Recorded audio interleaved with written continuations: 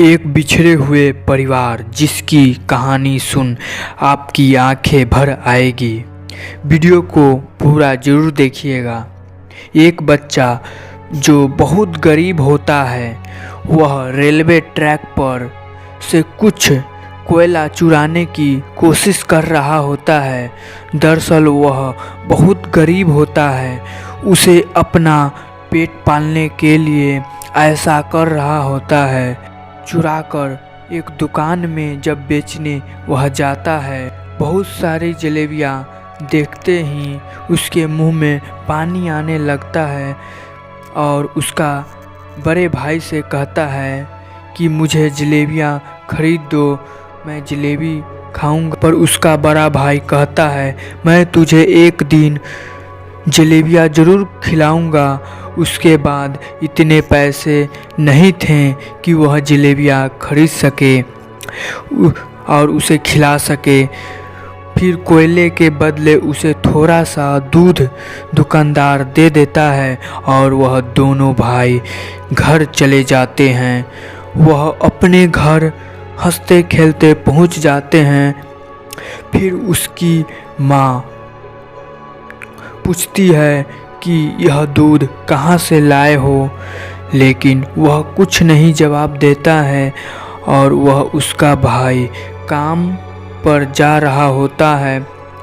उसका छोटा भाई जिसका नाम सरू था, वह बोलता है, मैं भी तुम्हारे साथ चलूँगा भैया, क्योंकि वह भी काम करना चाहता है और थोड़ा सा पैसा कमाना चाहता है। लेकिन बड़े भाई ने उसे मना कर देता है, क्योंकि वह भारी भरकम काम होता है और उससे यह काम नहीं हो सकता था। उसने यह बात सुन अपने बड़े भाई के कुर्सी उठाता है और दिखलाता है और फिर साइकिल उठाकर दिखाता है कि मैं भारी भरकम काम भी कर सकता हूँ और मैं भी आगे आपके जैसा पैसा कमा सकता हूँ। के बाद उसका भाई उसे अपने साथ ले जाने को तैयार हो जाता है और दोनों ट्रेन स्टेशन पर पहुँच जाते हैं। उसका छोटा भाई सो जाता है और अपने बड़े भाई की गोद में सोते ही बड़े भाई उसे उठाने की कोशिश करता है, पर वह नहीं उठता है क्योंकि उसे बहुत नींद आ रही होती है। बड़ा भाई, वह जब तक मैं ना आऊँ तब तक तुम यहीं रहना, मैं काम से आऊँगा। फिर स्टेशन पर चला जाता है। फिर रात बहुत हो जाती है और उस स्टेशन पर बस एक आदमी बचता है, वह सरू होता है। वह इधर उधर देखता है और उसके पास कोई नहीं दिखता, बस एक रेल दिखता है। उसमें जाकर वह बैठ जाता है और वहीं पर उसे फिर नींद आ जाती है और सुबह वह उसे आँख खुलती है तो वह देखता है ट्रेन चल रही होती है, पर वह कोलकाता पहुंच चुका होता है। यह देख वह डर जाता है, अपने भाई को पुकारने लगता है, बहुत आवाज़ देता है, लेकिन वह कोलकाता आ चुका होता है और उससे कोई सुनने वाला नहीं होता है।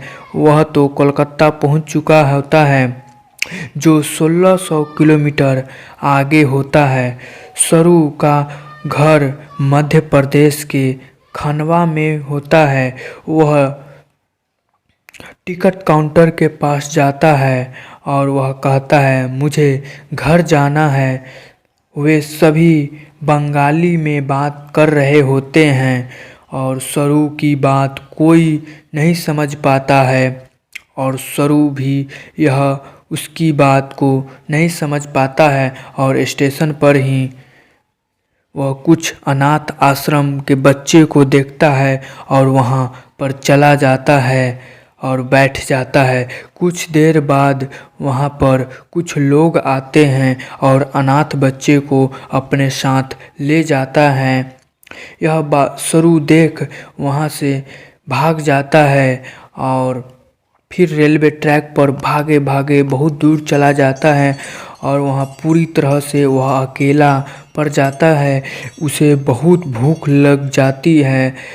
तभी उसके एक देवी माता की मंदिर दिखाई पड़ती है।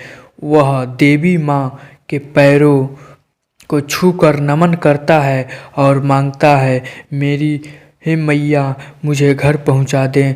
देवी माँ की सामने कुछ प्रसाद रखी होती है, उसे ले लेता है और वह खाकर अपना भूख थोड़ी सी मिटा दे लेता है। अगली सुबह जब अगली सुबह जब होती है फिर वह घर जाना चाहता है। तभी वहाँ एक औरत आती है जिसका नाम नूर होता है। वह सरू से पूछता है, तुम्हारा घर कहाँ है? वह कहता है, गणेश तले। और यह मध्य प्रदेश का बहुत छोटा गांव होता है जो प्रसिद्ध नहीं होता है और इसी कारण उसे कोई गांव नहीं जानता है और उसे जिसके बारे में कोई नहीं जानता है। फिर नूर अपने घर उस लड़के को ले जाता है और वहाँ खाना खिलाता है और नहलाता है।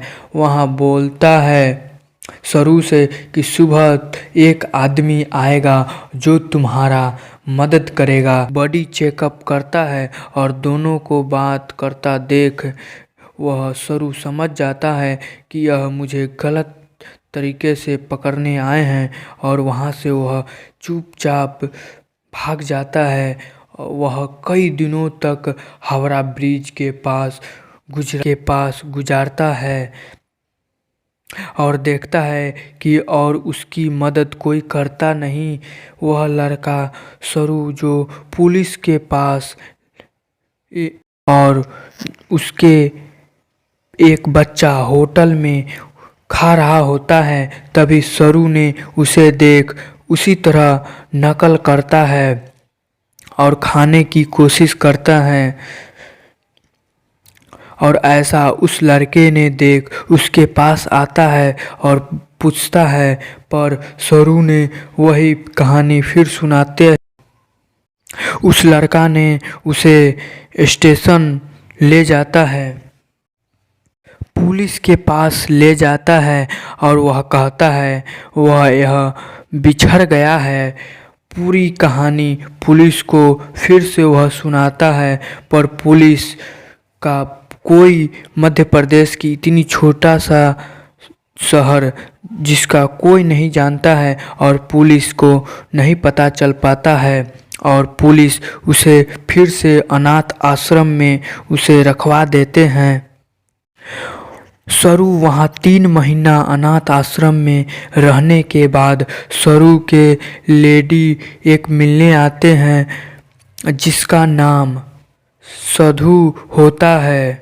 फिर उसे ऑस्ट्रेलिया वह अपने साथ ले जाता है और सरू को जो अडॉप्ट किया था जिसका नाम सू होता है और सरू धीरे धीरे सू के भाव चाल समझने लगता है और उसमें मग्न हो जाता है और उनकी भाषा अच्छी तरह से समझने लगता है और वहाँ पर उसको मन लग जाता है।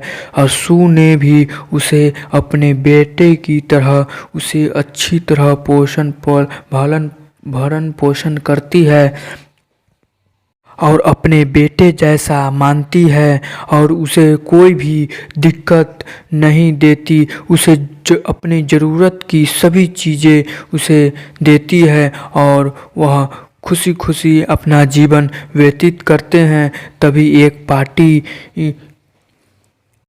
तब सरू 20 साल का हो जाता है। तभी एक पार्टी रखी जाती है जिसमें वे सभी जाते हैं और पार्टी में बहुत सारी जलेबियाँ रखी होती है, जिसे सरू ने देख उसे बचपन की याद फिर से आने लगती है और वह अपने माँ के पास जाने की बहुत कोशिश करता है।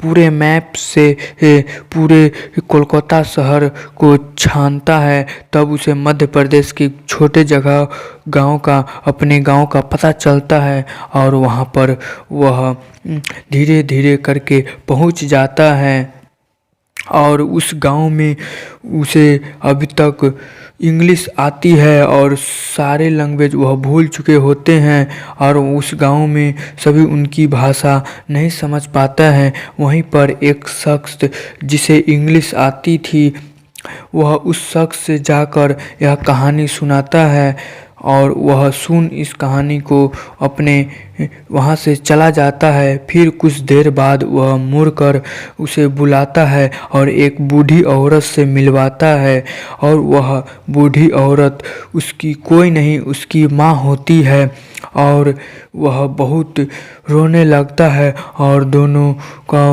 आँखों में पानी आ जाता है और बहुत वह मिलकर खुश हो जाते हैं। वह आंसू दुख की नहीं होती है, वह आंसू खुशी की होती है।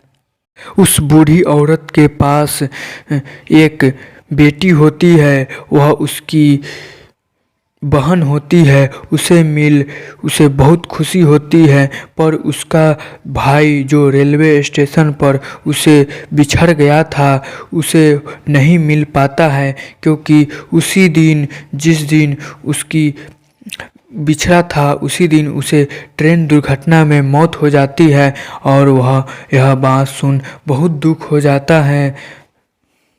इस तरह इस कहानी की अंत हो जाती है और वह ऑस्ट्रेलिया वाले मम्मी पापा और तांग सब एक साथ रहने लगते हैं और वह खुशी परिवार हो जाता है। इस तरह कहानी की अंत होती है। यह कहानी रियल है, यह कोई बनावटी कहानी नहीं है। यह मध्य प्रदेश के रहने वाले एक छोटे परिवार के साथ कुछ ऐसा हुआ था जिसको इस कहानी में दर्शाया गया है। अगर आपको यह कहानी अच्छा लगा हो तो वीडियो को लाइक ज़रूर कीजिएगा और मेरे चैनल को सब्सक्राइब कर लीजिएगा। ऐसे ही इंटरेस्टिंग स्टोरी वीडियो हम लाते रहेंगे।